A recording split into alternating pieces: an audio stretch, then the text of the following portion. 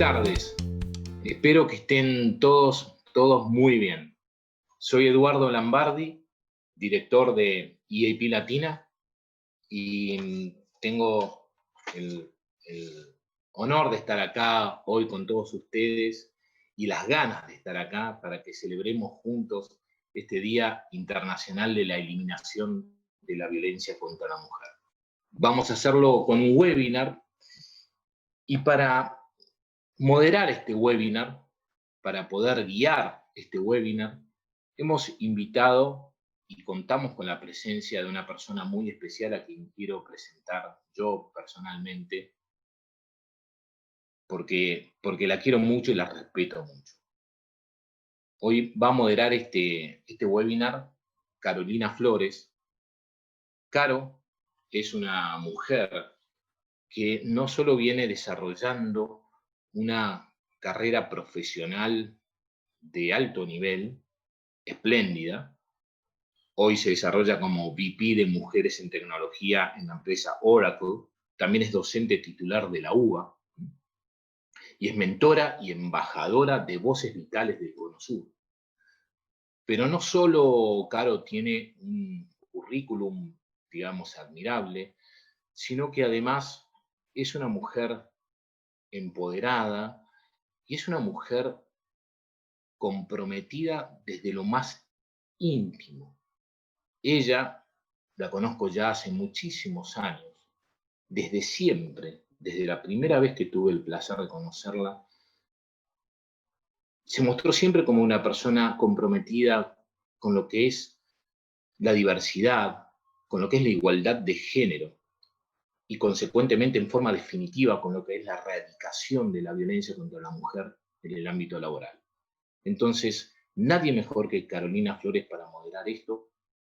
Caro, te dejo. Ay, qué difícil hablar, Eduardo, después de tan lindas palabras. Es un placer. Bien merecidas. Gracias, Bien gracias. Es merecidas. un placer. Gracias. Muchas gracias, me honras con haberme invitado y con tu admiración, y que es mutua y compartida. Bueno, buenas tardes a todos, bienvenidos. Como ustedes saben, desde el año 2000, seguramente sabrán, desde el año 2000, la Asamblea General de las Naciones Unidas estableció el 25 de noviembre de cada año como el Día para la Eliminación de la Violencia contra la Mujer.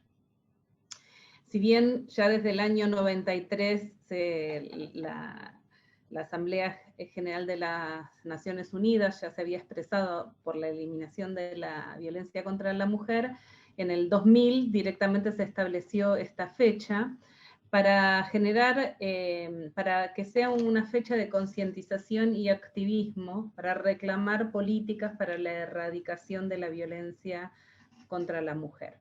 Este año particularmente, la ONU nos convoca a pintar el mundo de naranja y dice: Generación Igualdad, que es el lema de este año, condena la violencia. Y se convoca especialmente a 16 días de activismo que empiezan hoy y terminan el 10 de diciembre, que es el Día Internacional de los Derechos Humanos, para que todos alcemos nuestra voz y en contra de la violencia de género y reclamemos más cosas. Este año ha sido particularmente más duro, y si bien la violencia de género ya era una pandemia en sí misma, este año se estima que más de 243 millones de mujeres y niñas han sufrido maltrato por parte de sus compañeros sentimentales o sus padres en el mundo, y esto es extremadamente grave en una situación de confinamiento. Adicionalmente, se sabe que menos del 40% de las mujeres que sufren violencia de género lo denuncia o solicitan ayuda. Por eso, aunque cada vez más hay voces de activistas y sobrevivientes de la violencia que ya no pueden ser silenciadas e ignoradas, de todas maneras se necesita mucho para hacer, y agradecemos y valoramos la presencia de todos los participantes que están por Zoom y también por YouTube, comprometiéndose con esta terrible pandemia. Para mí es un honor compartir este espacio con EAP Latina, la empresa Redo y Oracle, porque somos organizaciones que estamos comprometidos contra la violencia y todos tenemos la misión y la responsabilidad de ser promotores y difusores de este mensaje. No nos olvidemos que la violencia contra las mujeres es una violación de los derechos humanos y por eso que la ONU nos convoca a hacer estos 16 días de activismo y es un problema que afecta a todos los niveles de la sociedad en todos los países del mundo. Este webinar se inicia con... perdón. Vamos a iniciarlo ya en este momento con Pilar Lorenzo. Pilar es una psicóloga certificada en incidentes críticos, gerente de servicios profesionales de EAP Latina, y nos traerá sobre la mesa algunas estadísticas sobre la violencia que nos hacen ser conscientes de la situación que estamos atravesando tanto a nivel mundial como en América Latina. Después, para que tengan una idea de la agenda, va a seguir Laura Ferré, que también es psicóloga y admisora del programa de asistencia al empleado de EAP Latina, y nos contará de qué hablamos cuando hablamos de violencia y cómo el liderazgo inclusivo puede aportar en el abordaje de esta temática.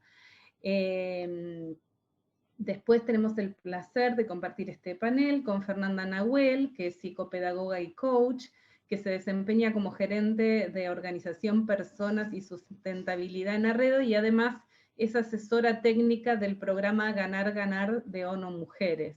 Y nos va a compartir su experiencia de cómo se aborda esta temática en una organización muy comprometida con las mujeres y la igualdad. Por último, vamos a volver a escuchar la palabra de Laura y de Pilar, que nos contarán acerca del abordaje en casos de violencia contra la mujer y cómo el programa de asistencia al empleado puede apoyar a los líderes en estas situaciones tan difíciles. Así que bienvenidas a todas, un honor, Fernanda, Laura, Pilar, y bueno, avanzamos, ¿no? Gracias. Perdón,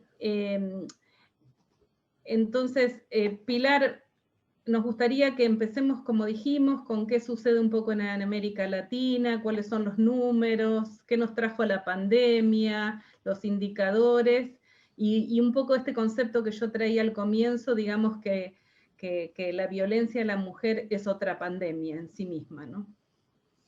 Sí, gracias Carolina, gracias, un honor compartir con todas estas mujeres el panel, gracias a vos por participar, por venirnos a moderar, por estar invitada, la verdad que es muy gratificante estar acá con ustedes. Bueno, como vos bien decías, hoy la violencia contra la mujer constituye un problema de índole de la salud pública. Ya estamos, antes, hace unos años todavía se escuchaba decir que la violencia de género o la violencia contra la mujer, bueno, es un tema del ámbito privado, a los líderes nos costaba mucho involucrarnos cuando escuchábamos que algo de esto sucedía. Bueno, esto pasa de puertas adentro, ¿qué voy a ir a preguntar? ¿Sí? Hoy sabemos claramente con todos estos movimientos y con toda esta convocatoria que tiene el tema, que el problema es muy grave. Ahora vamos a ver algunos números para seguir tomando conciencia sobre esto si es posible, y que es un problema que transversa a todos los países y que nos convoca y convoca a todos los países a tomar conciencia para prevenir desde la salud pública y desde el abordaje de los derechos humanos de la mujer, ¿sí? Bueno, para que tengamos idea, hoy 1 de cada 3 mujeres en el mundo sufre o ha sufrido algún tipo de violencia física o sexual, ¿sí? Principalmente por parte de alguna pareja o de algún tercero cercano a su núcleo familiar, ¿sí? Por lo general, el agresor forma parte de la vida sentimental de la víctima, ¿sí? Tengamos presente que 1 de cada 3 mujeres es el 35% de la población mundial de mujeres, o sea, 1/3 de la población mundial sufrió o sufre algún tipo de violencia, ¿sí? Bien. Si bien, como estamos conversando, la violencia contra la mujer es un fenómeno generalizado, claramente la prevalencia de cada país, o sea, la prevalencia que es de un cúmulo de individuos tomado sobre 100.000 habitantes, es un porcentaje sobre 100.000 habitantes, va a variar de país en país, e incluso dentro de cada país nos manejamos con distintos números. No es lo mismo la cantidad de casos que podemos encontrar en las grandes urbes, en las grandes ciudades, como puede ser en el interior de los diferentes países. Pero lo importante es tener presente que si tomamos una muestra de mujeres entre los 15 y los 49 años, hay un porcentaje que puede variar de países, entre los países, de un 15 a un 71% de casos, ¿sí? Esto nos marca que claramente el tema de la violencia puede prevenirse, o sea, la violencia contra la mujer puede prevenirse, porque si estamos hablando de un porcentaje, de una franja de porcentaje tan separada de un país entre otro, claramente hay factores que influyen e intervienen como para que podamos pensar en políticas de prevención, ¿sí? Bien, algunos datos nos muestran, Caro, pasás a la siguiente, por favor. Hoy la Organización Mundial de la Salud nos muestra que el 30% de las mujeres que han sufrido, estos son datos globales del año 2018, ¿sí? Datos mundiales, el 30% de las mujeres del mundo han tenido o han sufrido en su relación de pareja. ¿Perdimos la presentación? Perdón. ¿Quieren que me detenga?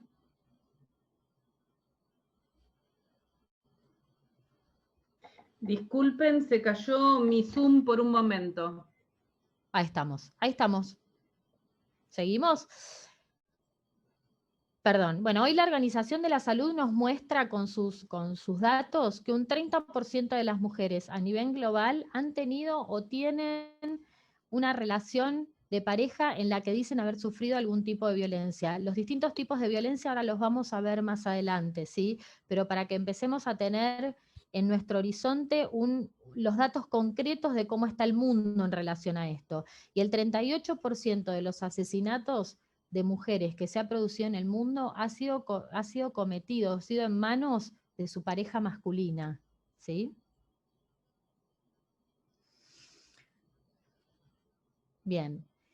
En el 2017 la OMS nos mostraba que 87.000 mujeres fueron asesinadas a nivel global.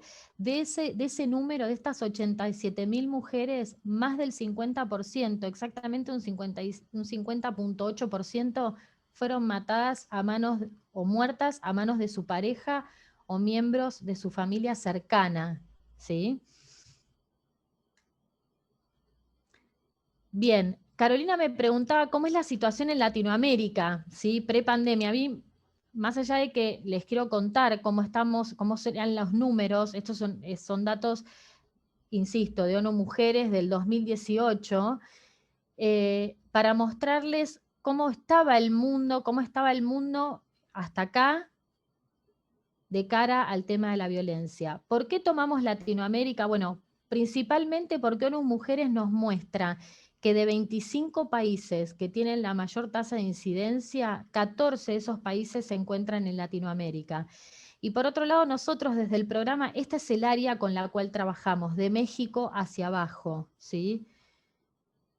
14, insisto, de estos 25 países son los que tienen la tasa más elevada de mortalidad por violencia de género, por violencia contra la mujer.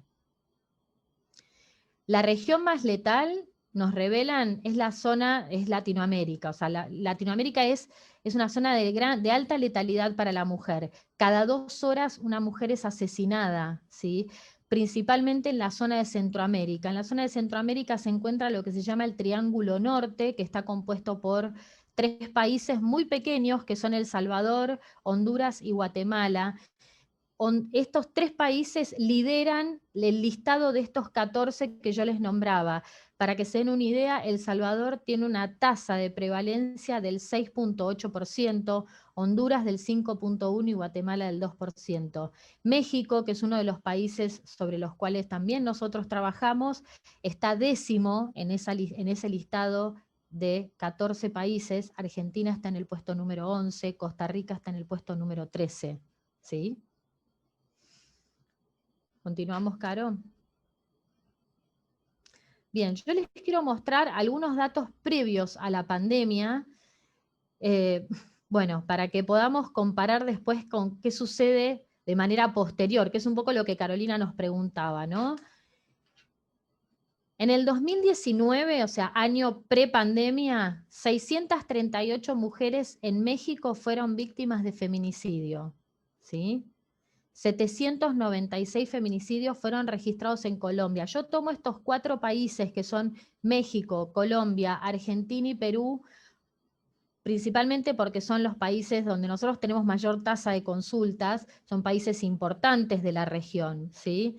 Entonces, para que se den una idea, 638 mujeres en México fueron víctimas de feminicidio, 796 fueron registradas en Colombia, más de 23.000 mujeres se calcula estuvieron en situación de riesgo, ¿sí? Y el 59.1% de los feminicidios que suceden en Colombia se calcula fueron llevados a cabo dentro de la vivienda, o sea, dentro de donde la mujer habita, ¿sí? 268 víctimas de femicidio en Argentina, esto según los registros de la Oficina de la Mujer de la Corte Suprema de Justicia de la Nación, y 166 feminicidios en Perú. Esto año 2019, con 570 tentativas y casi 17.000 casos de violencia sexual contra mujeres de todas las edades en Perú, ¿sí? Por supuesto, Centroamérica, yo les hablaba de este triángulo norte, que son estos 3 pequeños países que lideran el ranking en este tema. 2.200 feminicidios se calculan entre enero del 2018 y agosto de 2019, o sea, un año y un poquito en este triángulo norte, nada más, 2.200 mujeres muertas, ¿sí? Bien, ¿qué nos trae la pandemia? Bueno, esta otra pandemia. La pandemia del COVID-19 lo que llevó fue al aislamiento, al confinamiento de las mujeres dentro del domicilio. La tensión que empezamos todos a experimentar, porque todos somos parte de esto a nivel mundial, avivado por el estrés, por el miedo al contagio, por las situaciones económicas que trajo esta pandemia a nivel mundial y a nivel en Latinoamérica aún peor, generaron lo que luego la ONU llama la tormenta perfecta, ¿no? Las mujeres encerradas en aislamiento con estos altísimos niveles de tensión, separadas de sus lugares de contacto, de sus lugares de refugio, de la gente que actúa como redes de soporte y de cuidado de estas mujeres, conviviendo 24 horas con el enemigo, ¿sí? Esto es lo que nos trajo la pandemia. Yo les quiero contar algunos números para que dimensionemos qué sucedió, ¿sí? Las líneas, los refugios y las líneas de atención en los que se atienden a las víctimas alcanzaron su límite máximo o en algunos casos desbordaron. Esto sucedió en todos los países de Latinoamérica. Esta fue la tendencia marcada en todos los países de Latinoamérica, ¿sí? Yo les quiero compartir algunos datos puntuales para que, si tienen todavía en mente esto que estuvimos conversando hasta ahora, prepandemia, podamos comparar, ¿sí?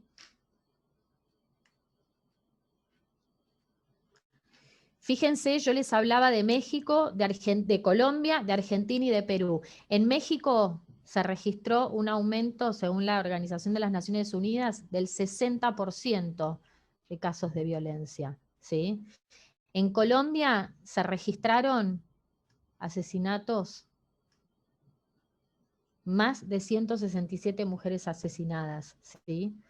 En Argentina se calcula un feminicidio cada 34 horas. Las llamadas a las líneas de 144 aumentaron en un 48% y en Perú se denunciaron más de 14.000 casos de violencia contra la mujer. Esto es sobre lo que se tiene registro. O sea, estos números son espeluznantes y son sobre los que se tienen registro. O sea, que llegan a ser de público conocimiento porque se denuncia, ¿sí? O porque se comprueba. Seguimos, gracias. Y en Centroamérica, volviendo una vez más a este lugar donde teníamos los números más significativos, para que tengan en cuenta, El Salvador aumentó el 100% de sus denuncias en los centros legales de protección contra la mujer. En Guatemala, más de 50.000 llamadas, ¿sí?, de denuncias de violencia. Y en Honduras, una mujer es víctima de agresión física cada hora, ¿sí? Esto es realmente convivir con el enemigo. Más muertes en Centroamérica por feminicidio que por COVID-19. Este es el número con el que nos estamos manejando hoy en este 2020. ¿Sí? Los dejo en manos de Laura para que les cuente un poco más. Gracias, Carolina. No, Pilar, duro momento, ¿no? Bueno, Laura, ahora nos gustaría, o sea, un poco que nos bajaras esto, cómo se relaciona con el liderazgo inclusivo, qué pueden hacer los líderes a veces que no nos enfrentamos necesariamente a un homicidio, pero sí a otros casos de violencia. Y bueno, cómo poder darse cuenta un líder, cuál es el violentómetro, digamos, ¿no? Y te pido por favor que especialmente hables de la violencia simbólica.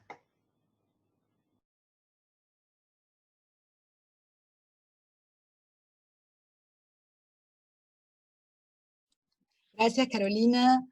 Vamos entonces a ver qué pasa con la violencia contra la mujer. Como bien decía Carolina recién, vamos a la siguiente, las formas en que se manifiestan. Quizás, digamos, todos pensamos que tenemos conocida quizás la clasificación. La idea es difundirla, porque como mostraba Pilar recién, hay mucho que se puede hacer en materia de prevención, en la no naturalización de algunas situaciones que las tenemos a veces escritas en la piel, ¿no? Que vienen desde años de cultura. Carolina, si podemos ir a la siguiente, vamos a ver brevemente los tipos de violencia. No hay una forma de maltrato peor que la otra. El fenómeno de la violencia es multidimensional, de ahí la complejidad, de ahí la necesidad del abordaje en red. Si vamos a hacer un recorrido por los tipos de violencia, básicamente, Carolina me hacía una gran pregunta recién, la violencia simbólica, ¿dónde está?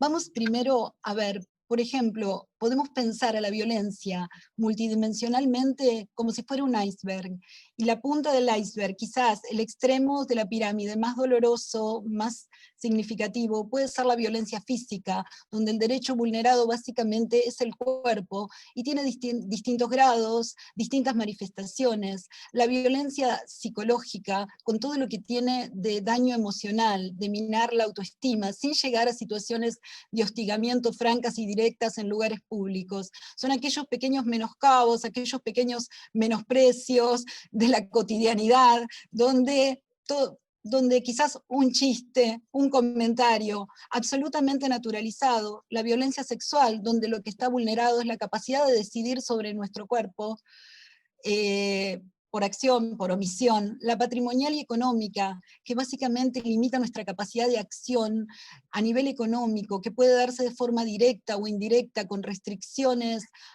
desde uso de tarjeta de crédito hasta gastos. Y ahí tenemos la laboral, un escenario donde muchísimas de estas violencias, muchas veces la violencia psicológica, la del daño emocional, la de minar de a poco la autoestima y las atribuciones de control interno que puede tener una persona, es la puerta de entrada de muchas otras.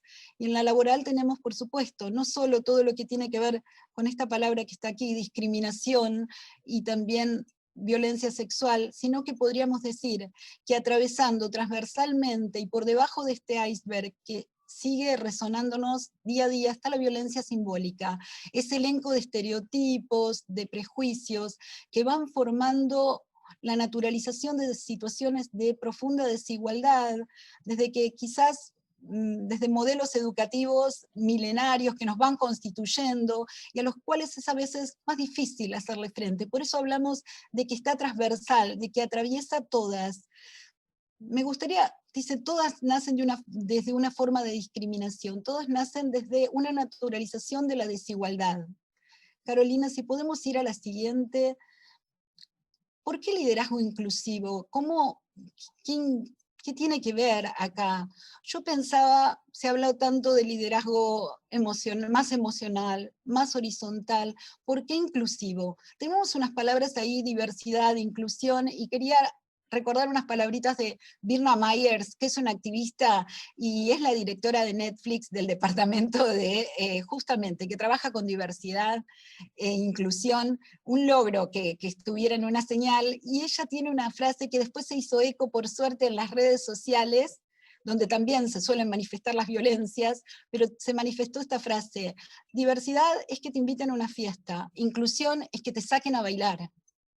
Entonces, de esto se trata el liderazgo inclusivo, de generar esa conciencia, de construir comunidad y poder crear un ambiente, un entorno seguro donde las acciones empáticas y el respeto por la diferencia vaya generando gradualmente, estamos aprendiendo, una sinergia que permita la perspectiva, otra mirada, la perspectiva de género. Vamos a la siguiente. ¿Cómo? En salud mental nos gusta siempre trabajar con tres casi variables, ¿no? Detección, prevención, detección y atención. La verdad que el líder inclusivo, este líder atento a las diferencias, que va construyendo una comunidad, que entiende que todas las notas son necesarias para que suene una canción. ¿Cómo se puede hacer para detectar estas situaciones dentro del ámbito laboral? Muchas veces son situaciones de violencia externa que vienen y que llegan a los espacios de trabajo. Una forma es concientizar y promover una cultura basada en la inclusión y en la solidaridad. Es una construcción que nos desafía a diario a todos, porque nos hace ir otra vez al plano de la violencia simbólica, a revisar nuestros propios sesgos inconscientes, a esos anteojos que tenemos que se nos fueron construyendo a partir de prejuicios, de estereotipos, de publicidades, de materiales de lectura. Ir trabajando primero sobre nuestras propias creencias, sobre nuestro propio sistema de creencias, genera la posibilidad de estar más atentos, de no naturalizar. Vamos a la siguiente, Carolina. Y hoy decía Carolina, este violentómetro, ¿no? Volviendo a estas señales de prevención en salud mental, uno en general tiene señales que después se pueden volver un signo y después pasan a un hecho.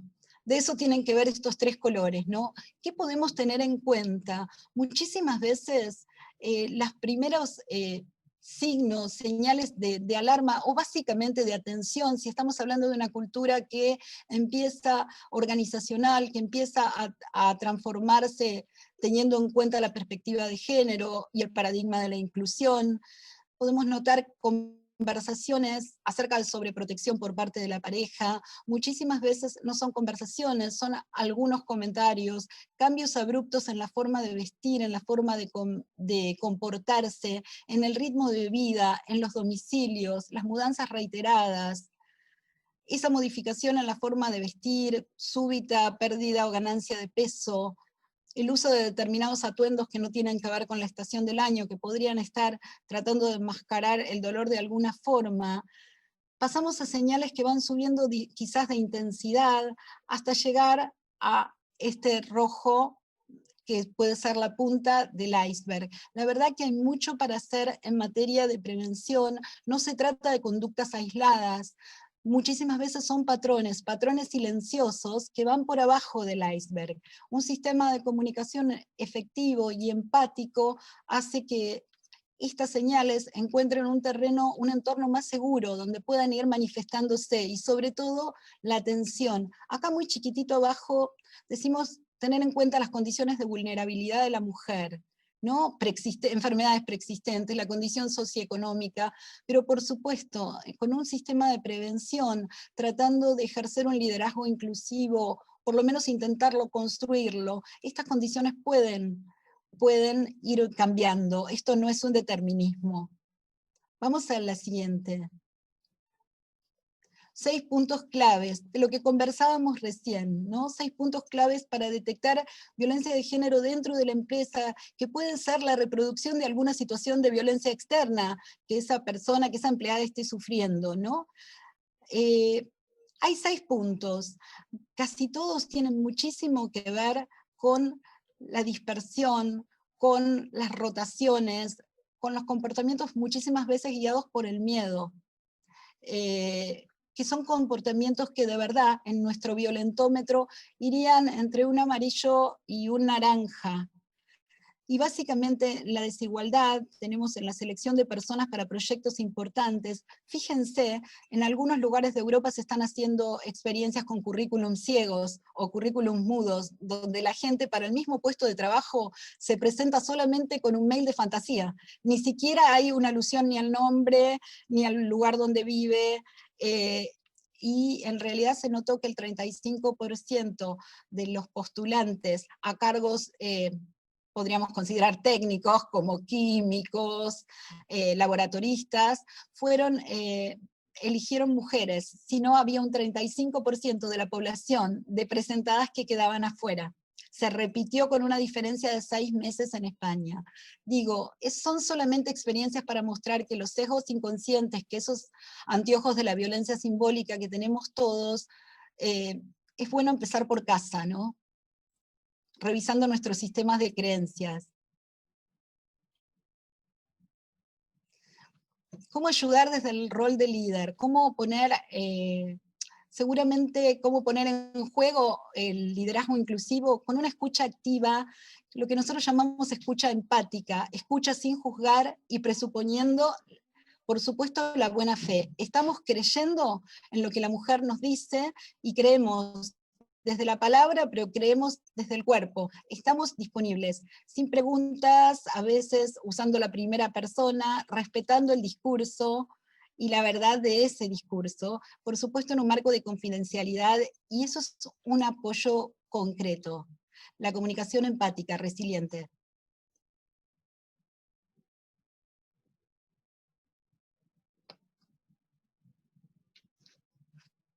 Muchísimas gracias, Laura. Me quedé resonando lo que decía Pilar, ¿no? Si el 35% de las mujeres sufren violencia de género en algún momento de su vida, es muy probable que los líderes enfrentemos una situación de violencia, ¿no? Y bueno, hay un documento, creo que EAP va después decir, ¿no? Que las personas se pueden bajar para estar atento, porque si tengo 10 personas a mi cargo, es muy probable que alguna, por estadística, esté sufriendo violencia de género, y tal vez la intervención de un líder pueda cambiar el destino de una persona. Muchísimas gracias. Bueno, ahora tengo el honor de presentarla a Fernanda, que nos va a contar un poquito tanto de la experiencia de Arredo como en cuanto a cómo nace el plan de igualdad y cuáles son los aprendizajes que ella fue adquiriendo en este proceso. Bueno, Carolina, muchas gracias. Primero saludo a todos y a todas y agradezco la invitación para poder contar nuestra experiencia en este día que es un día triste para todas las mujeres. Voy a celebrar el día que no estemos hablando de este tema. Así que bueno, nada, empiezo. Respecto de Arredo, avancemos. Para quienes no nos conocen, les cuento, Arredo es una empresa argentina, familiar, de retail. Arrancamos ahí con el jardín vertical, que muchos nos reconocen y les encantan los jardines verticales que tenemos en nuestros locales. Bueno, como les decía, es una empresa familiar de retail, en donde producimos, fabricamos productos para el hogar, ¿sí?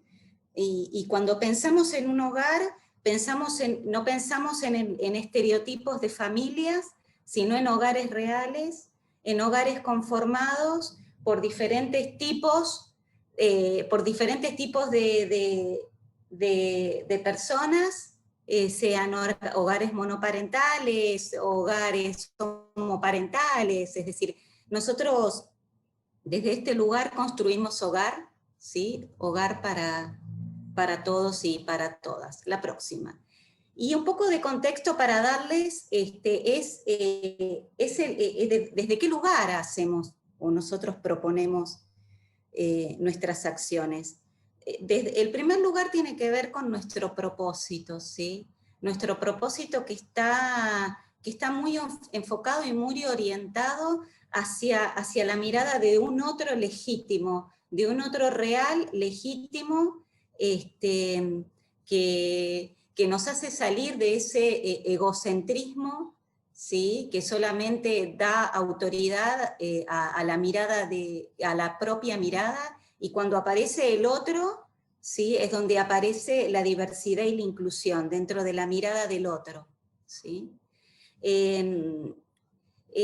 Para nosotros es un aspiracional, es un sueño, es un deseo, trabajar, colaborar y aportar en una sociedad más justa, consciente, sustentable. El próximo.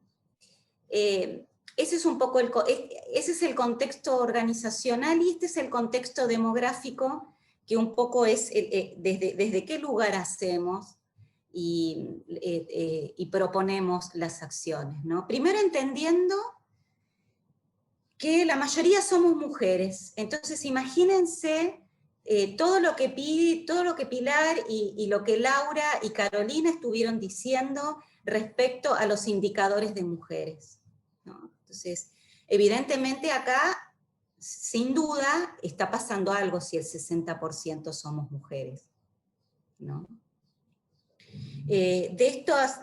Además, dentro de nuestra población tenemos un alto porcentaje de padres, de madres, de padres que tienen hijos, hay alrededor de 220 hijos que son niños, es decir, que hay muchas personas dedicadas a la crianza y a la educación de los niños, porque en edad promedio tienen 6 años, ¿no? Entonces, ya vamos viendo, ¿no? Una empresa conformada por un núcleo femenino importante, cuidadores, cuidadoras, ¿sí?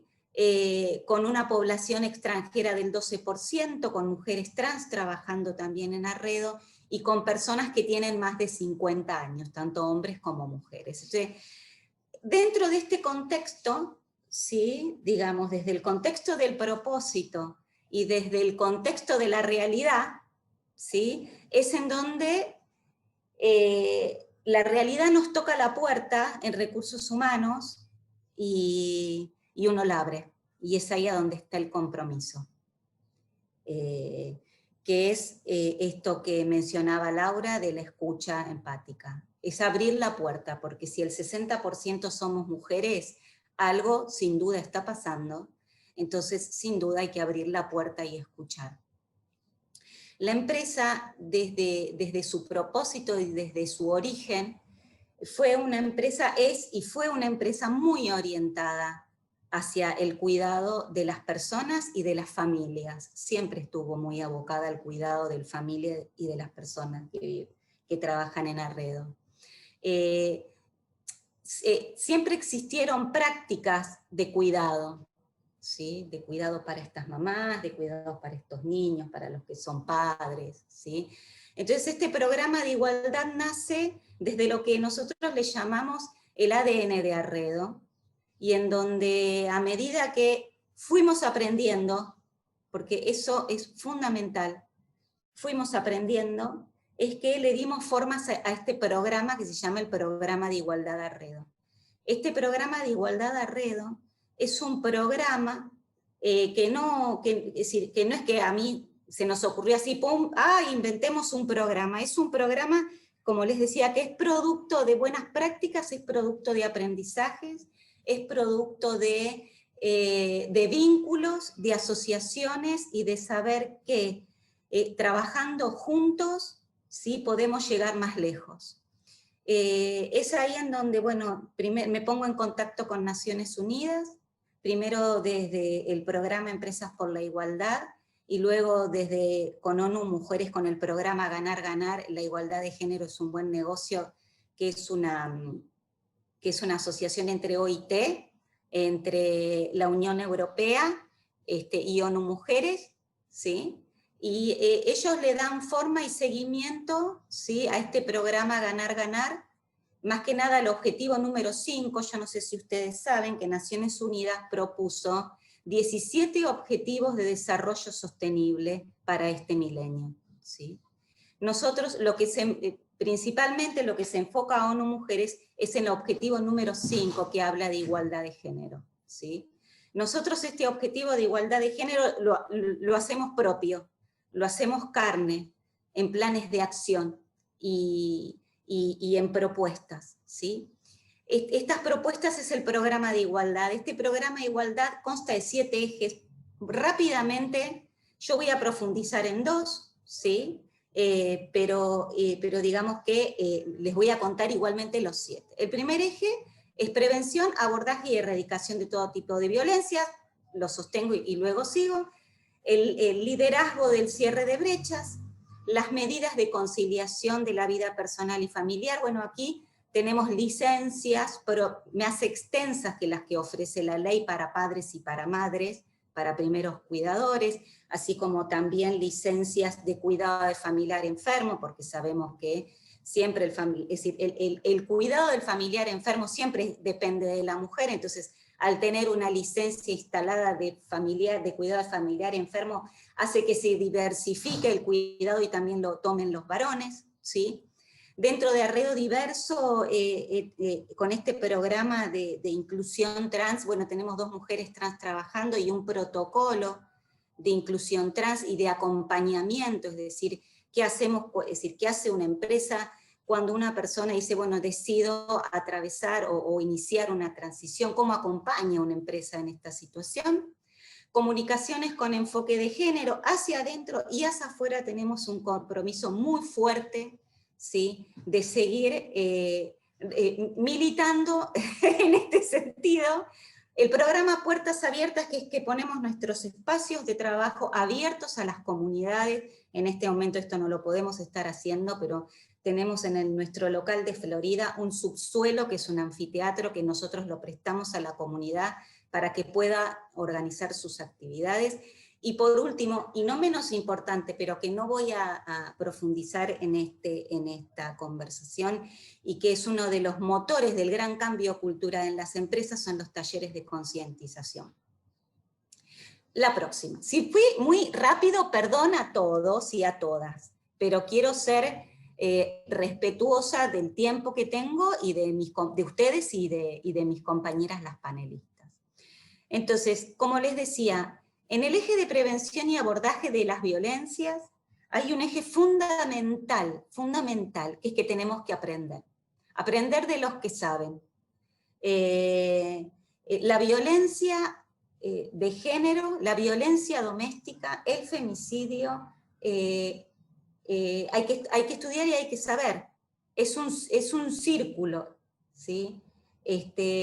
Tiene, como bien decía Laura, tiene señales, tiene momentos, es decir, momentos para hacer cada cosa, momentos de acompañamiento, ¿sí? Que no dan lo mismo, en donde, y les digo con todo mi sentimiento, uno a veces quiere actuar desde el corazón y desde la sensibilidad, pero en los temas que refieren a violencia de género hay que actuar con conocimiento, ¿sí?, y con saber. Lo otro que nosotros pudimos desarrollar, y lo pongo a disposición de todos ustedes, es el protocolo, hoy está ampliado, ¿sí? Es un protocolo de violencia doméstica, ¿sí?, y acoso laboral. Por suerte el convenio 190 de la OIT ya fue aprobado en Argentina. Vamos. Entonces, es obligatorio para todas las empresas tener este marco regulatorio. Lo pongo a disposición de todos los que, y todas las que quieran asesoramiento, pero básicamente este protocolo, básicamente, como decía Laura, lo que se basa es en el principio de buena fe. El principio de buena fe es, una persona se acerca, una mujer se acerca a nuestra dirección o a su jefe o a quien sea y le cuenta que tiene un problema, el principio de buena fe es yo te creo, no hagas la denuncia, no hagas nada, yo te creo. ¿Sí?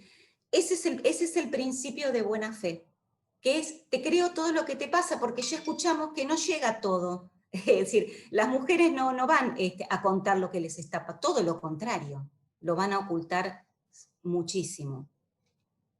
Este protocolo, lo fundamental y lo rector es el principio de buena fe. Luego lo que tiene son días, es decir, nosotros sabemos que las mujeres necesitan en estas situaciones días para ir al psicólogo, días para ir al colegio, días para, si es que quiere, puede, lo necesita, hacer una denuncia, días para mudarse, y en consecuencia lo que necesitan es plata.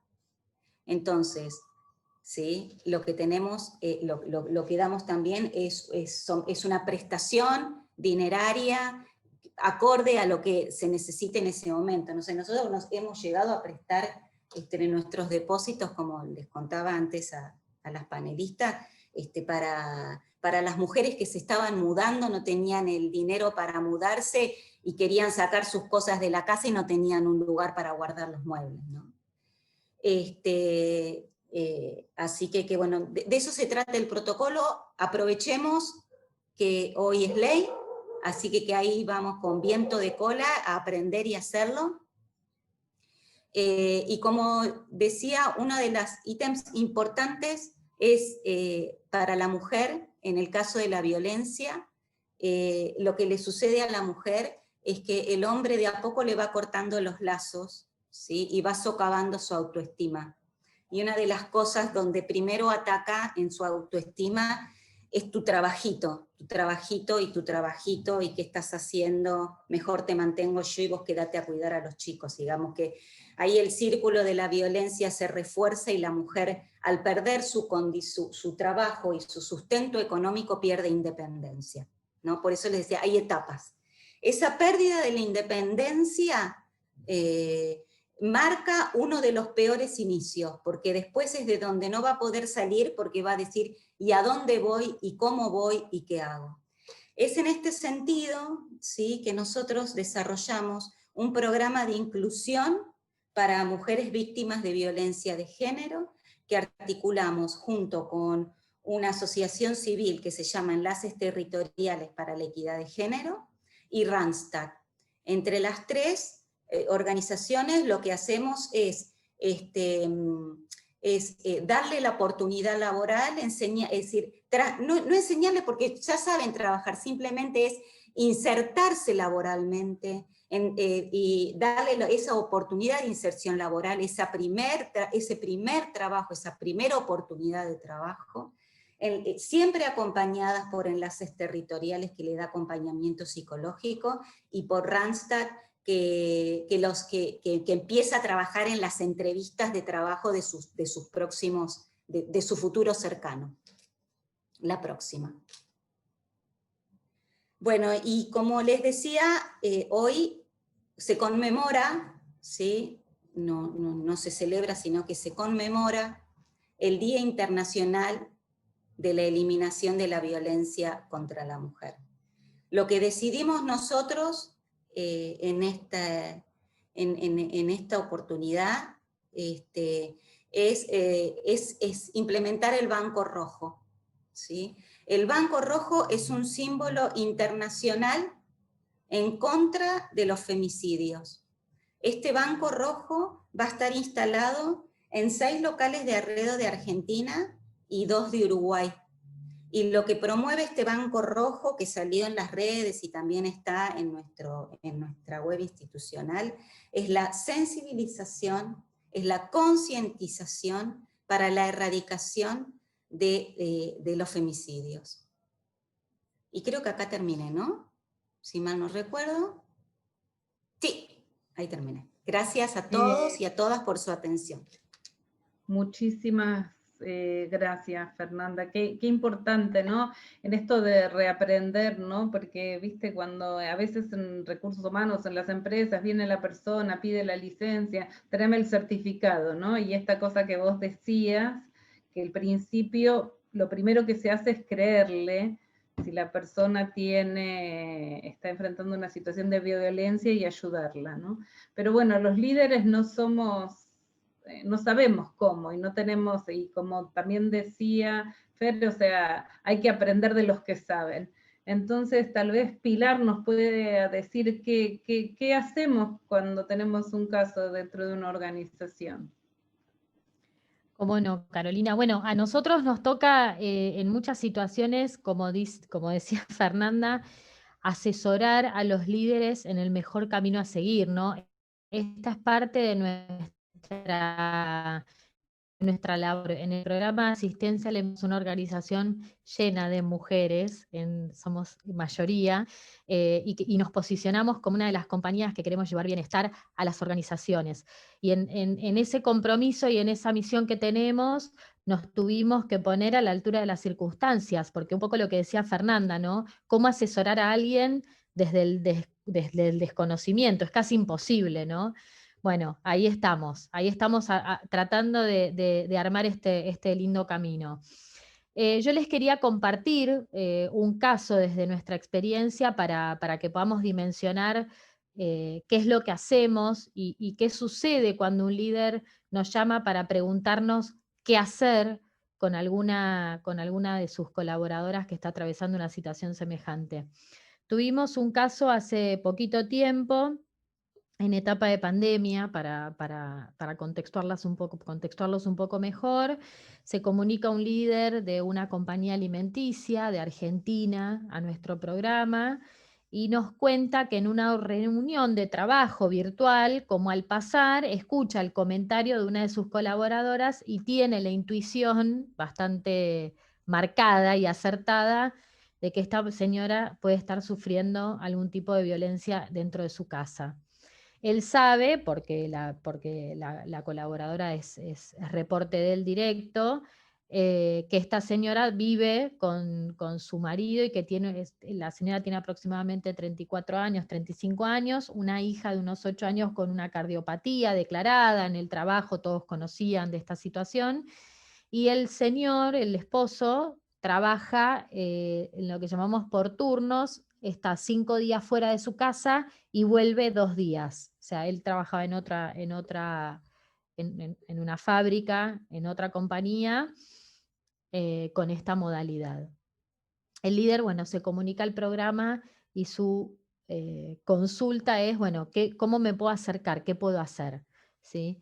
Ahí interviene Laura, así que ella les va a contar brevemente cómo lo asesoró al líder.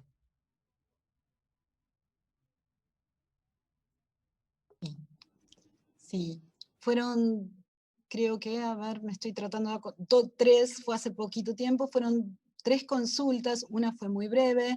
La verdad que era una persona absolutamente comprometida, pero desde una cuestión de desconocimiento, como sé, cómo hago, no quiero invadir la vida privada de nadie, pero lo escuché, esto lo sabemos, esto es un rumor, ¿no? Bien el ruido de la comunicación, pero era un rumor que empezaba a tomar otro cuerpo, literal, en el grupo. Cuestión que el asesoramiento primero fue todo un tema de contención, de poderlo escuchar, de brindarle una escucha empática, de validar los sentimientos, las dudas, lo que él pensaba al principio, y trabajar con él el tema de cómo acercarse, siempre desde el principio, como decía Fernanda recién, de la buena fe. Y cómo que esto no fuera solamente una declaración o una invasión, sino estar disponible. Partimos desde cuestiones muy sencillas, desde buscar un lugar donde pudiera mantener la charla, hasta cómo acercarse, qué preguntas hacer, desde una cuestión de escucha empática, de validación de las emociones, y sobre todo el no juzgar, y el hablar en primera persona, y me parece que, ¿no? Creo que, estoy viendo, estoy notando, me parece. Esto fue un trabajo muy, como un bordado muy finito, porque de verdad estaba esto de, me estoy metiendo en la vida privada, ¿cómo voy a encarar a alguien? Bueno, buscar un dónde, un cuándo, un cómo de las palabras fue importante. Finalmente, después la primera charla la encaró él, buscó el lugar, pudieron hablar y escuchar el silencio. Hubo una segunda consulta donde no me cuenta todo, ¿no? Esto de no pedir, lo que decía Fernanda, de no pedir tantas explicaciones, de no avasallar sin querer ayudar, escuchar. Fue todo un trabajo de escucha empática que él hizo, y en la tercera consulta que tuvimos, ya se había logrado que esta mujer consultara con una psicóloga nuestra de la red. Pilar, si querés contar. Bueno, nosotros queríamos digamos, una de las propuestas que le queríamos hacer al líder era esto, que él pudiera acercarse y o sea, tratar de ofrecerle el programa como un recurso, como una puerta de inicio, a ver en qué situación estaba. Bueno, la persona se comunicó con nosotros, como dice Laura, logramos derivarla con una profesional de la red. Esto era en una ciudad en una provincia del noroeste argentino, no era en una gran ciudad, digo, para que también dimensionen el contexto. La derivamos con una terapeuta local que tiene mucho conocimiento de recursos locales, porque muchas veces la distancia lo que nos genera, nosotros trabajamos, como les decía al inicio, con países de toda Latinoamérica. El hecho de tener recursos locales y de conocer la cultura y la idiosincrasia de cada país y de cada ciudad no es un tema menor, ¿sí? Porque nos permite ser más estratégicos y tener mayor capacidad de maniobra cuando intervenimos. Logramos derivarla con la terapeuta de la red, armamos una estrategia conjunta. Nosotros tenemos profesionales que atienden las líneas de emergencia cuando hay una situación fuera de lo que son los horarios de rutina. Armamos una estrategia conjunta con la psicóloga que atiende esa línea de emergencia, y en paralelo hablamos con uno de nuestros asesores legales en el tema, porque nosotros somos psicólogos y hay cuestiones que desconocemos, que nos sugería la consulta de la empleada con la OBD. Bueno, pusimos como blanco sobre la OBD, es la Oficina de Violencia Doméstica que había en esa ciudad. Bueno, y pusimos blanco sobre negro sobre los recursos que la señora iba a tener disponibles y a disposición.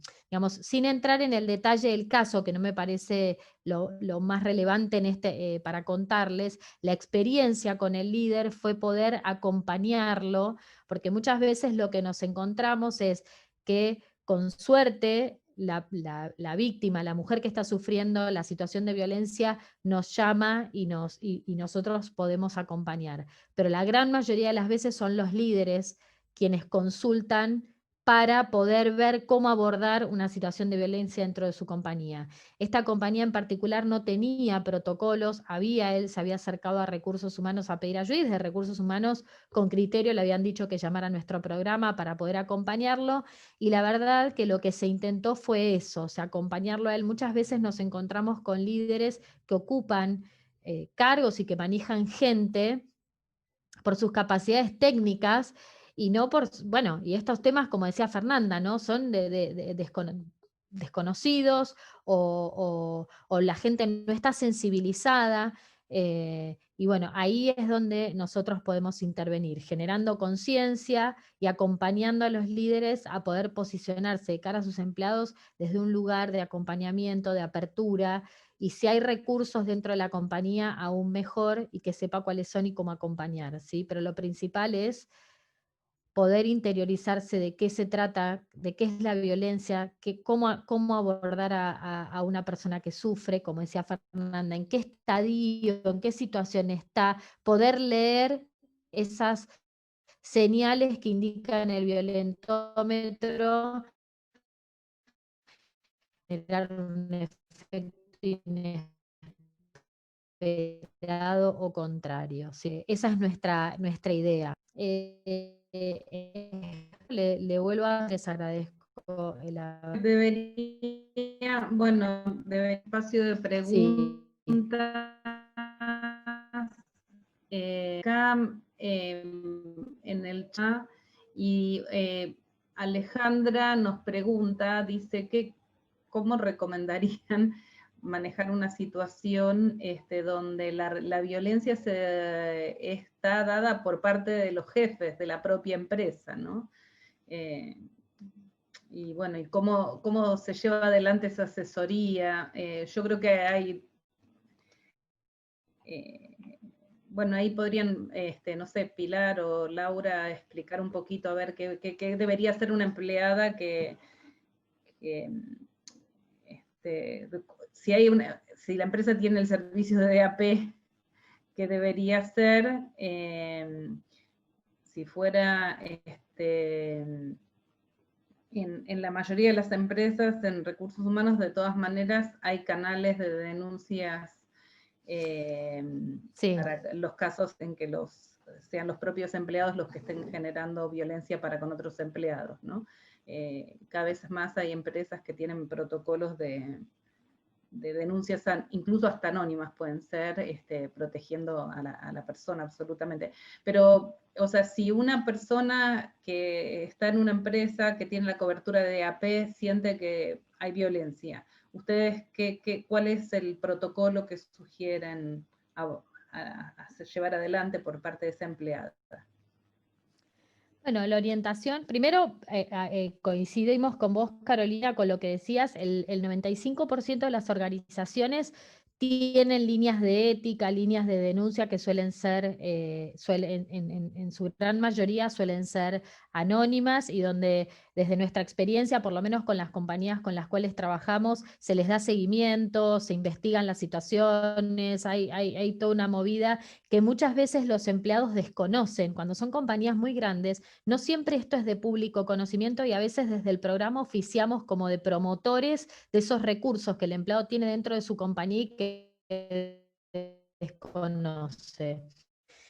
Esto es lo primero, claramente. En general, cuando hay una persona que sufre, cuál es el vínculo, cuál es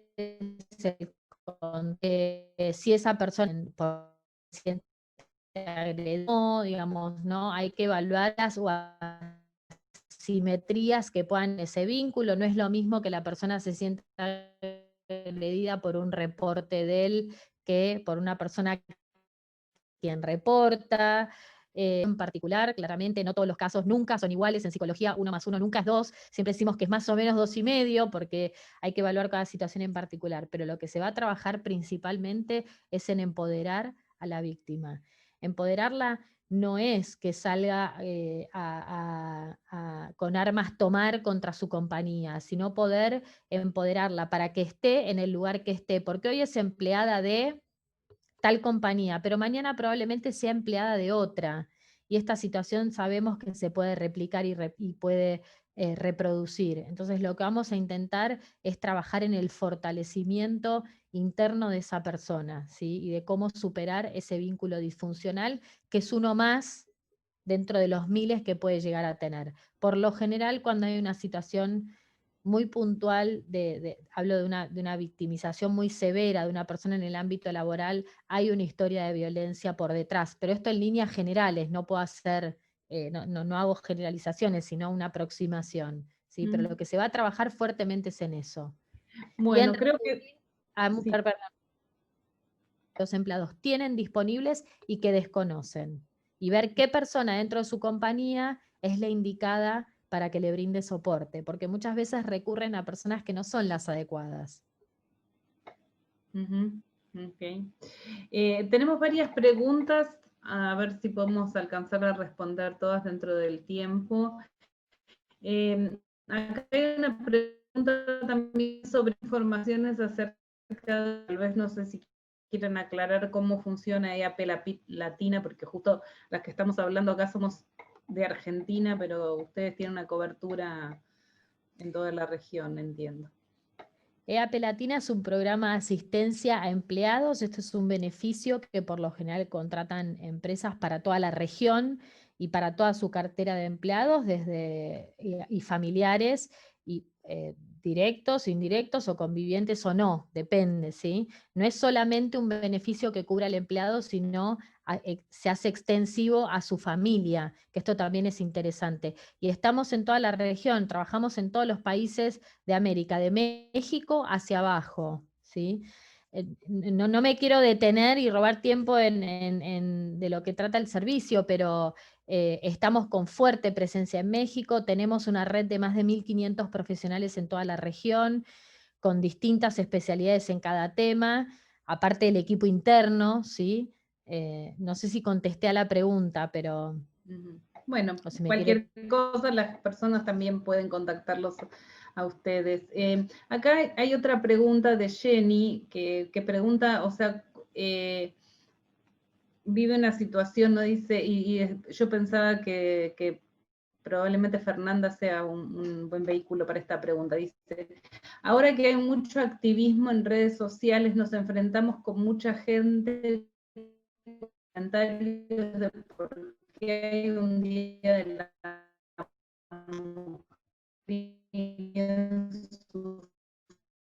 sufrimos, dice controversias. Está bien que es una pregunta un poco ¿no? Que es, la pregunta es, dice, ¿por qué no está mi día? ¿Sí?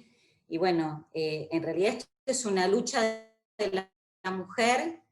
Hemos tomado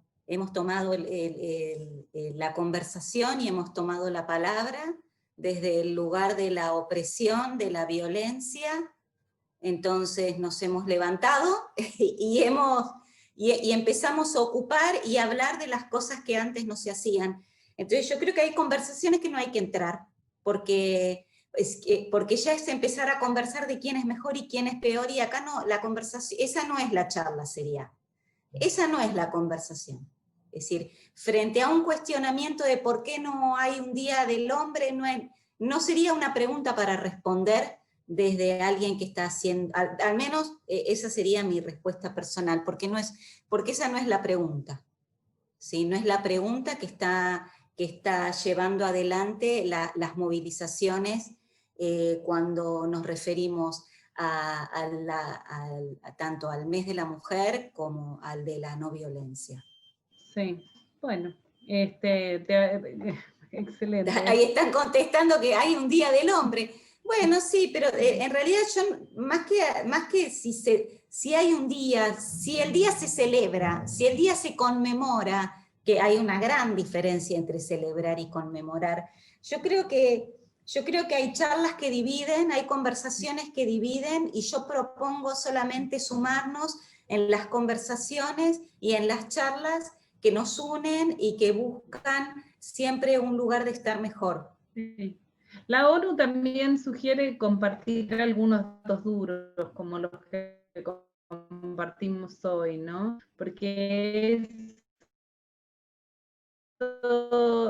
teniendo mujeres y la ONU en general, digamos, de fuentes fiables o de los organismos en donde haya, digamos, esa es una forma también de tener algunos argumentos. Se me ocurre a mí, sin generar una gran polémica, pero mira, yo me lo planteo que es necesario, porque si el 35% de las mujeres sufre violencia, o sea, alguna cosa así. A ver, tenemos varias preguntas. ¿Cómo sugieren tratar comunicacionalmente el tema? Lo dice Anabela, siendo que no somos una empresa con protocolos al respecto. El tema de la violencia para la mujer, supongo que está hablando, ¿no? O sea, que todavía no tienen protocolos y cómo tratar el tema. Creo que igual a nosotros sí, a nosotros nos pasó, no teníamos protocolo, pero sí estaba la intención de la escucha y el yo te creo y las puertas abiertas para que pudiera cada una decir lo que le pasaba y lo que estaba sintiendo. Yo creo que es más al principio va más desde la actitud, en esto que yo les comentaba, del otro auténtico, real, validado, y salir de ese egocentrismo del yo, ¿no? Me parece que si no tenés protocolo, si no hay protocolo en una empresa, es la actitud. Sí, De y los yo líderes. sumaría a lo que dice Fernanda con que son muchas las compañías que no tienen protocolo. Esto es un tema, aparte, como hablábamos hace un ratito, bastante nuevo, donde las compañías están intentando recién ahora poner a la altura de las circunstancias, muchas de ellas. Lo que tratamos de transmitir es que hay un paso primero que es, no importa si hay protocolo o no, lo que no se puede es no hacer nada. Digo, esto es lo principal, ¿no? Y lo que decía Laura, bueno, se puede tener una escucha empática, se pueden abrir puertas y canales de comunicación, se puede ser un líder a puertas abiertas, digo, y en esto es posible, de ahí, a partir de ahí, construir funcionalmente y saludablemente, cuando digo saludablemente es de manera estratégica y funcional de cara a una problemática que es real y que no podemos negar. Y esto también responde un poco a la pregunta anterior. Los números son contundentes. Creo que en los números está la respuesta de por qué se conmemora un día de violencia contra la mujer, de la no violencia contra la mujer, ¿no? Son irrefutables. Pensaba que más allá de que es un caso particular cada uno, la empresa puede no tener protocolo, pensaba en la experiencia de Fernanda, lo que ella fue contando también, uno puede no tener protocolo, pero en la escucha, en esta forma de ya el presupuesto de buena fe, ya el estar disponible, y ya el tratar de, al escuchar, que la persona, que la víctima vuelva a conectarse con atribuciones de control interno, que vuelva a sentir que hay algo que puede gestionar, por lo menos esa charla, y por lo menos el ser escuchado, eso empodera. Eso hace que uno vaya recuperando de a poco su capacidad de control interno. ¿Es muy poquito? Sí, pero es algo, y es un paso significativo, digo, más allá de que no haya protocolo, ¿no? Bueno, estamos en el límite que nos habíamos establecido. Me tomo la libertad, bueno, de compartir nuevamente el slide final, agradecerles a todos mucho por haber estado acá, pero capaz que quieren decir una palabrita final, una idea final cada una de las panelistas, por favor.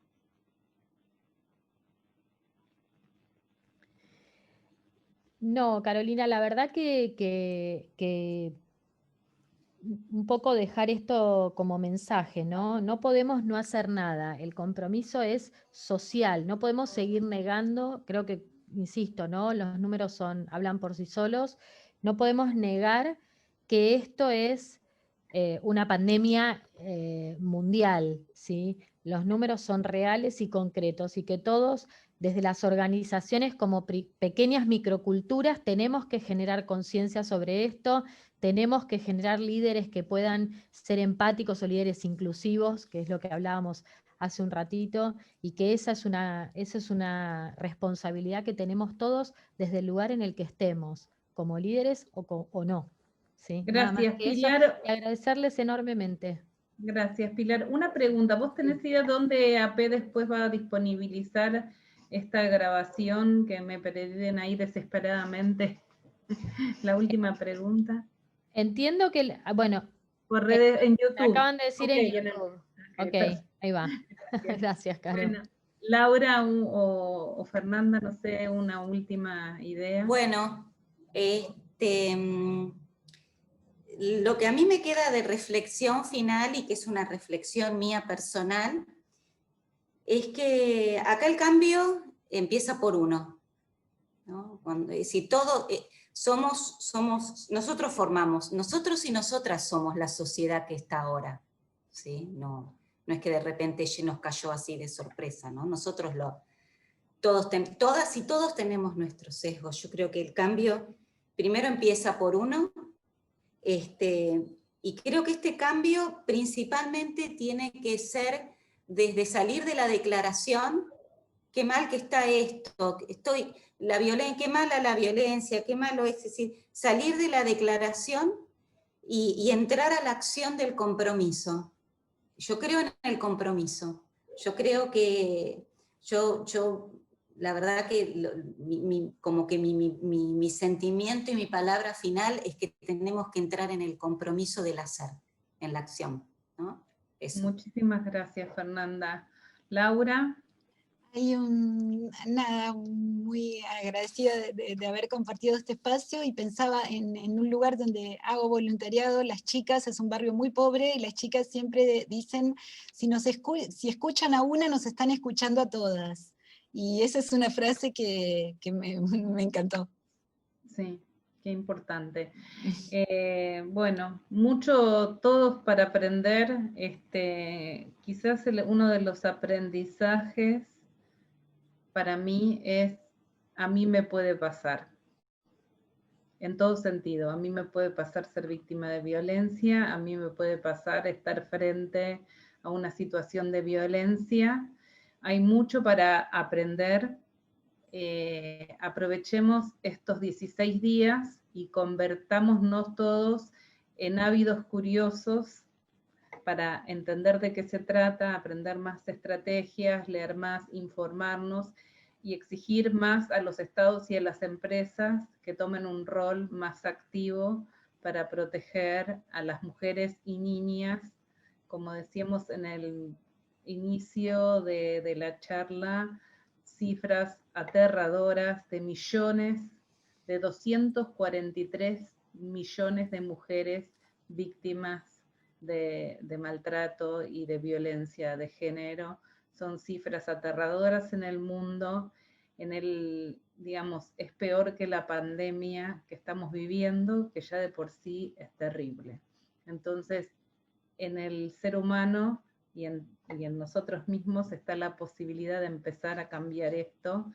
Y bueno, estoy segura que todos los que estuvieron asistiendo en este webinar van a dar un paso hacia adelante para transformar nuestra sociedad.